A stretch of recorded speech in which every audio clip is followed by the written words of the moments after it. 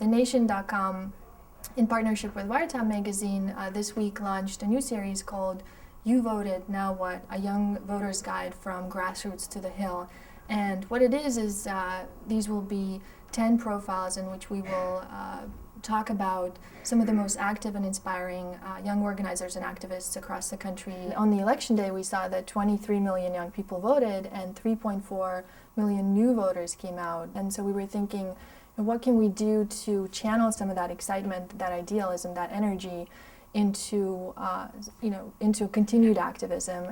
Some of the key ways to organize that energy and channel that energy would be to connect it to the existing field of youth organizing. I'm a project director of Future 5000, which is a website of all youth-led organizations in the country, and there's 600 youth-led groups in the country today working on everything from removing toxic facilities from their neighborhoods to prison reform, to preventing violence, to lobbying for making college more accessible. So the idea of these profiles is really to highlight some of the most effective, inspiring work around the country. Minnesota needs green jobs now!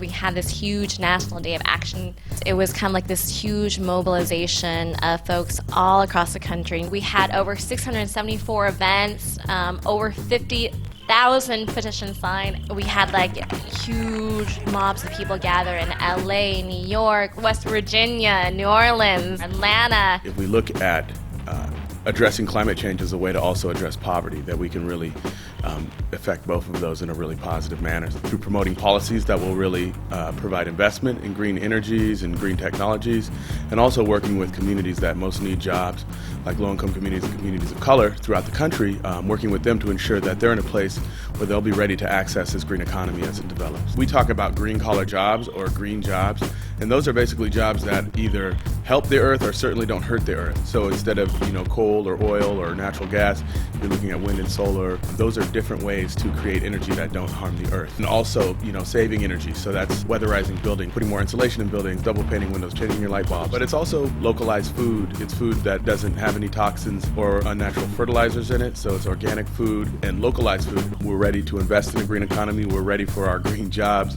And we're letting our leaders know that we're ready and that we expect them to be ready as well. In order to actually change where we get our energy from and all of that, it's going to take a huge number of jobs. I hope to see our country transformed over the next 20 years, and I hope to see the cars that we drive transformed into cars that use little or no carbon to get around, and solar panels all over the place, and the windy places have wind turbines. So that's what I want to see. And I want to see the communities in our country that have suffered, I want to see those communities rise and lift themselves up through this opportunity.